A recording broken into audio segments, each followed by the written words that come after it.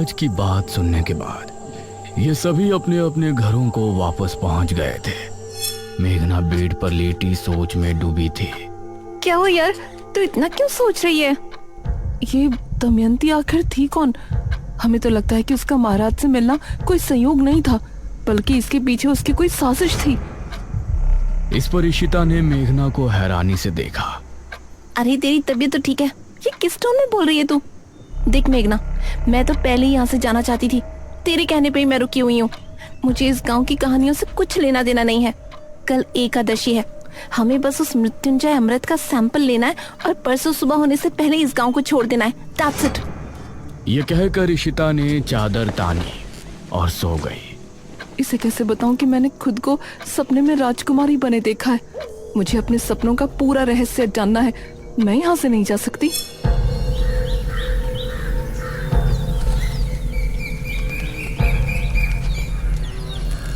अगले दिन इशिता और मेघना आपस में बातें कर रही थी। आज रात को ठीक 9 बजे हम इस घर से निकल जाएंगे, ठीक है? यार मुझे इस तरह बिना कुछ बताए जाना ठीक नहीं लग रहा। हमें सबको बता देना चाहिए कि हम यहाँ पर मृत्युंजय अमृत के लिए आए हैं। तभी दरवाजे पर दस्तक हुई।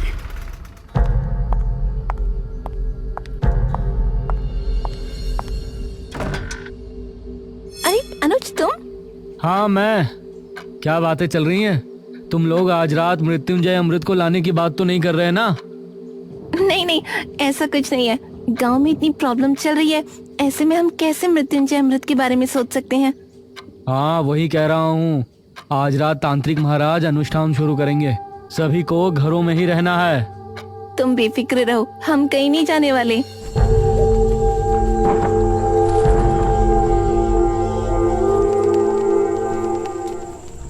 रात होने पर तांत्रिक महाराज ने अनुष्ठान की तैयारी शुरू की।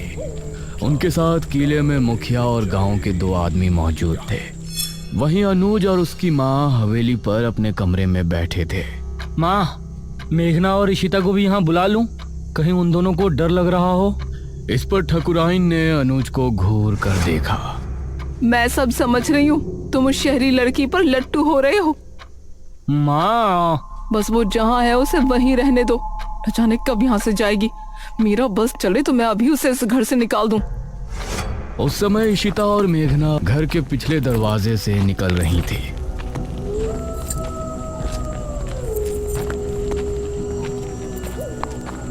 मुझे अब भी कुछ ठीक नहीं लग रहा। ये लोग क्या सोचेंगे? हम दोनों बस यहाँ मृत्युंजय अमृत चुराने के लिए आए थे। मेघना, क्या हो गया यार तुझे? हमारी जॉब, हमारा फ्यूचर खतरे में है। हम इस राजा रानी वाली कहानी में उलझने नहीं आए थे। ये इन गांव वालों की प्रॉब्लम है, हमारी नहीं। तो चल ना जल्दी। ये दोनों घर से निकलकर गली की तरफ आ गई थी। गांव में सभी लोग अपने अपने घरों में बैठे थे। सभी तांत्रिक महाराज के अनुष्ठान के सफल होने की प्रार्थना कर रहे थे। पूरा सामने जंगल का रास्ता। उस समय गांव का एक आदमी राजू सिगरेट पीता हुआ जंगल की तरफ से आ रहा था। अरे यार, आज तो होश बहुत ही ज्यादा है। सिगरेट भी नहीं सुलग रही। कुछ ही दूरी पर उसको इशिता और मेघना सामने से आती नजर आ रही थी।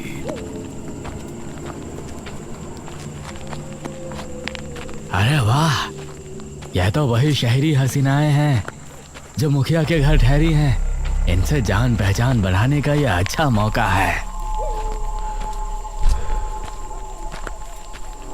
वो भी कुछ दूरी के फासले से इनके पीछे हो लिया। इशिता और मेघना ने अभी जंगल की सरहद पर कदम रखा ही था कि तभी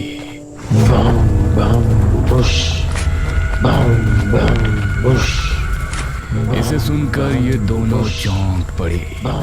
अरे ये तो वही आवाजें हैं, निशिर मोलो। और राजू भी इस आवाज को सुनकर डर गया। हे भगवान, निशिर मोलो। राजू का दिल दहल उठा। उसने पाया कि वह आवाज ठीक उसके पीछे से आ रही है। उसने जैसे ही पलटकर देखा तो निशिर मोलो ठीक उसके सामने थे। एक पल को राजू की सांसें मानो रुक सी गई। तभी ताबूत अपने आप खुल गया। उससे 2 भयानक हाथ निकले जिन्होंने राजू को ताबूत के अंदर खींच लिया। राजू की चीख सुनकर ईशिता और मेघना दोनों ही बेहद डर गईं। मैंने पहले ही कहा था ना, आज जंगल जाना ठीक नहीं होगा। यार बहस मत कर, जल्दी चल, हम वापस घर चलते हैं। इस तरफ तांत्रिक महाराज अनुष्ठान को शुरू कर चुके थे। वो आंखों को बंद किए लगातार मंत्रों का जाप कर रहे थे। मुखिया और वो दोनों आदमी उनसे कुछ ही दूरी पर थे। भागो जल्दी, कहीं निशिर मुल्ला हमें देख ना ले। ईशिता और मेघना दोनों अब डरी हुई हालत में आगे बढ़ रही थी, लेकिन वो आवाज कम होने के बजाय और बढ़ती जा रही थी। माँ, मैं यहाँ क्या करूँगा? मैं भी किले पर जा रहा हूँ। हो सकता है पिताजी को मेरी जरूरत हो। अरे भूल गए क्या, किसी को भी बाहर नहीं निकलना है। अरे मुझे कुछ नहीं होगा। वैसे भी निशिर मोलो की आवाज अभी तक नहीं सुनाई दी। मुझे नहीं लगता कि वो आ जाएंगे। ये कहकर अनुज अपनी माँ की बात काटते हुए घर से निकल गया।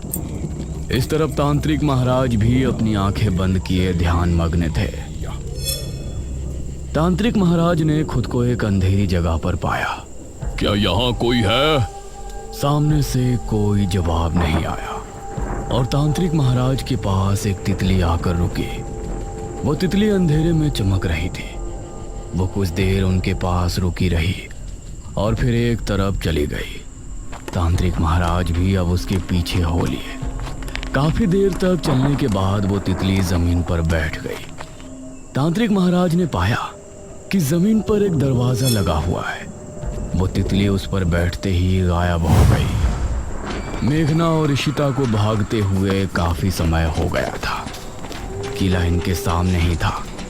सामने से अनुज भी आ रहा था। उसने इन दोनों को सामने से आता हुआ देखा। अरे मेघना और ईशिता, ये तीनों एक दूसरे को देखकर हैरान रह गए। तुम दोनों यहाँ क्या कर रही हो? तुमको तो अपने कमरे में होना चाहिए था। मेघना कुछ कहती, लेकिन इससे पहले ही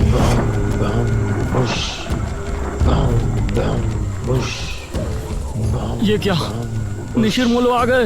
निशिर मोलो की आवाज सुनते ही ये तीनों बुरी तरह डर गए और अब किले के अंदर भी उनकी आवाज पहुंच रही थी। डरो नहीं, तांत्रिक महाराज ने पहले ही कहा था कि निशिर मोलो यहाँ जरूर आएंगे, लेकिन हमें डरने की जरूरत नहीं है। जब तक हम अपने घरों में हैं, वो हमें कोई नुकसान नहीं पहुंचा सकते। चलो हम भी किले के अंदर चलते हैं। और ये तीनों किले के अंदर पहुंचे। अरे तुम तीनों यहाँ क्या कर रहे हो? वो कुछ नहीं पिताजी। क्या मतलब कुछ नहीं? हमने कहा था ना कि आज की रात बाहर नहीं निकलना। तभी तांत्रिक महाराज ने एक लंबी सांस भरी और अपनी आंखें खोली। ये सभी उन्हें गौर से देखने लगे। क्या हुआ तांत्रिक महाराज, कुछ पता चला? मैंने अपनी पूरी शक्ति लगा दी, लेकिन मुझे सिर्फ एक दरवाजे के अलावा कुछ नहीं नजर आया। इस पर सबसे पहले मेघना ने सवाल किया। कैसा दरवाजा? वो दरवाजा किसी चौखट पर नहीं, बल्कि जमीन पर लगा हुआ है। शायद कोई तहखाना है। इसका मतलब है कि वो किताब किसी तहखाने के अंदर ही है। ठीक है महाराज, हम लोग सुबह होने पर गांव के कुछ आदमियों को लेकर राजमहल जाएंगे और उस तहखाने को ढूंढेंगे। हाँ, यही विचार ठीक होगा। अब आप लोग अपने घरों को जा सकते हो। ध्यान से जाना, निशिर मोलो अभी भी तुमको रास्ते में मिल सकते हैं। जो आ गया महाराज।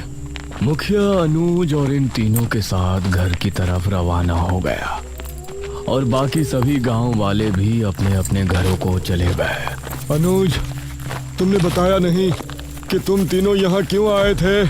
वो पिताजी, मुझे आपकी चिंता हो रही थी और इन दोनों को भी ना जाने क्यों घर पर डर लग रहा था। हाँ, इसीलिए ये भी मेरे साथ चली आई।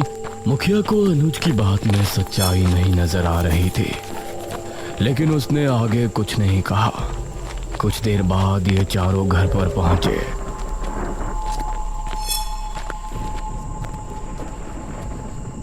अब तुम लोग जाकर अपने अपने कमरों में चुपचाप सो जाओ।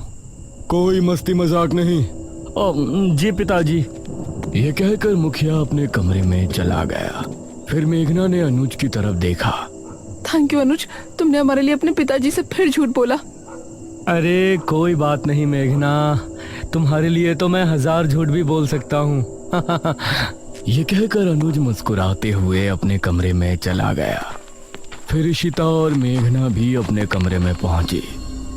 उस रात मेघना के मन में कई सवाल चल रहे थे। करीब 4 बजे जब वो सो रही थी तो उसने अपने आप को राजमहल में खड़ा हुआ पाया। अपने उसी राजकुमारी वाले अवतार में वो एक गलियारे से होती हुई आगे बढ़ रही थी। सामने ही एक बड़ा सा दरवाजा नजर आ रहा था। वो उस दरवाजे से होती हुई अंदर पहुंची। सामने एक अलमारी थी। उसने उस अलमारी को खोला तो उसके अंदर एक बक्सा रखा था। उस बक्से को खोलने पर उसे एक अंदर बड़ी सी चाबी रखी हुई नजर आई। मेघना सपने में बिल्कुल सही सलामत थी, लेकिन बाहर उसका पूरा शरीर पसीने से सराबोर हो गया था। तभी इशिता ने करवट ली तो उसने एक पल को आंखें खोलकर मेघना को देखा। मेघना, क्या हुआ तुझे? उठ। उसने मेघना को झंझोड़ा तो मेघना की नींद टूटी। क्या हुआ तुझे मेघना? देख तुझे कितना पसीना आ रहा है। मेघना नींद से जागी और लंबी लंबी सांसें लेने लगी। अरे कुछ तो बोल, कोई बुरा सपना देखा क्या? मेघना ने इशिता के जवाब में हल्का सा हाँ में सर हिलाया। इशिता ने उसे पीने के लिए पानी दिया और फिर उससे लिपट कर लेट गई। सुबह होने पर तांत्रिक महाराज कुछ गांव के लोगों को लेकर राजमहल पहुंचे। कोई भी कमरा, कोई भी गलियारा छूटना नहीं चाहिए। जी महाराज। गांव के सभी लोग अब अलग अलग गलियारों में चले गए। एक आदमी जिसका नाम मनीष था, वह एक कक्ष के सामने खड़ा था। उसने जैसे ही दरवाजा खोला तो कई चमगादड़ तेज शोर करते हुए वहां से निकल गए। उसने खुद को संभाला और कमरे के अंदर दाखिल हुआ। हे भगवान, कितना बड़ा कमरा है। तभी उसे भारी कदमों की आहट सुनाई देने लगी। उसने सामने देखा कि वही लबादे वाला आदमी उसके सामने खड़ा है। मनीष उसको देखकर दरवाजे की तरफ भागा, लेकिन दरवाजा अपने आप ही बंद हो गया। तभी वो लबादे वाला आदमी तेजी से उसके करीब पहुंचा और उसने कसकर मनीष का गला पकड़ लिया। मनीष की चीख महल की दीवारों में ही सिमट कर रह गई। गांव के लोगों ने राजमहल की अच्छे से तलाशी ली, लेकिन राजमहल इतना बड़ा था कि अपना पूरा दिन लगाने के बाद भी वो आधे राजमहल की छानबीन भी नहीं कर पाए थे। तांत्रिक महाराज, अब तो रात होने वाली है। अभी तक उस तहखाने का कुछ पता नहीं चला। उसको ढूंढना इतना भी आसान नहीं है जितना हमने सोचा है। मुखिया जी, हम रात में यहाँ नहीं रुक सकते। अवश्य, हम सभी यहाँ से निकलते हैं। सुबह होने पर फिर से आएंगे। ये सभी राजमहल से निकल ही रहे थे, तभी सामने से इनको मेघना आती हुई नजर आई। अरे बेटी मेघना, तुम यहाँ? जी अंकल। तुम यहाँ क्यों आई हो पुत्री? मुझे लगता है कि मैं उस तहखाने तक आपको लेकर जा सकती हूँ। ये कैसे हो सकता है? इस पर तांत्रिक महाराज ने मुखिया को हाथ के इशारे से चुप कर दिया। तुमको ऐसा लगता है तो ठीक है, बताओ कहाँ है वो तहखाना? अब मेघना आगे आगे चल रही थी और सभी उसके पीछे थे। वो एक गलियारे से होती हुई आगे बढ़ रही थी। सामने ही एक बड़ा सा दरवाजा नजर आ रहा था। वो उस दरवाजे से होती हुई अंदर पहुंची और ये सब भी उसके पीछे अंदर पहुंचे। सामने एक अलमारी थी। उसने उस अलमारी को खोला तो उसके अंदर एक बक्सा रखा था। उस बक्से को खोलने पर उसे अंदर एक बड़ी सी चाबी रखी हुई नजर आई, जिसे देखकर ये सभी हैरान रह गए। हे भगवान! मेघना ने बिना कुछ बोले चाबी को उठाया और फिर से आगे बढ़ी। सामने एक और दरवाजा था। मेघना उससे होते हुए सभी को अपने साथ अंदर ले गई। उस अंधेरे कमरे में सभी को जमीन पर एक दरवाजा नजर आया, जिसे देखकर सभी की हैरानी का ठिकाना नहीं था। यही है वो दरवाजा जो हमने हमारी दिव्य दृष्टि से देखा था। उस दरवाजे पर एक छेद था। मेघना ने उस छेद के अंदर चाबी लगाकर 3 बार घुमाया। अब इसे उठाकर देखो। तांत्रिक महाराज के कहने पर 2 आदमियों ने दरवाजे को उठाकर देखा तो वह आसानी से उठ गया। दूसरी तरफ अनुज और इशिता घर पर मौजूद थे। अनुज, मेघना कमरे में नहीं है। क्या मतलब? कहाँ गई अब वो? मुझसे तो टॉयलेट की बोल के गई थी, अब देखा तो वहाँ भी नहीं है। यह सुनकर अनुज हैरान रह गया। इस तरफ राजमहल में ये सभी तहखाने के अंदर पहुंचे। वहां एक शीशे के बक्से में एक किताब रखी हुई नजर आई। हाँ, यही है बेरमपुर पुराण। सभी किताब को देखकर खुश भी थे और हैरान भी। पुत्री, इसे उठाओ और फिर हम किले पर चलते हैं। मेघना ने जैसे ही किताब को बक्से से उठाया तो अजीब सा शोर उत्पन्न हुआ। यह कैसी आवाज है? तभी तहखाने के हर एक कोने से बिच्छू निकलकर इनकी तरफ आने लगे। सभी निकलो यहाँ से, जल्दी। अब ये सभी तेजी से ऊपर की तरफ भागे, लेकिन एक आदमी को बिच्छुओं ने सीढ़ियों पर ही अपने चपेट में ले लिया। उस आदमी को एक ही पल में बिच्छुओं ने कंकाल में बदल दिया। बाकी सभी लोग डरी हुई हालत में महल के मुख्य द्वार की तरफ भागे। मेघना सबसे आगे भाग रही थी। दरवाजे से होते हुए ये महल से बाहर निकलने में कामयाब हो गए, लेकिन ठीक दरवाजे पर जो आदमी सबसे पीछे था उसको भी बिच्छुओं ने अपने चपेट में ले लिया। और उस आदमी की चीख पूरे राजमहल में गूंज गई। इन लोगों ने अब अपने कदमों को रोका नहीं और किले में पहुंचकर अपनी सांस तोड़ी।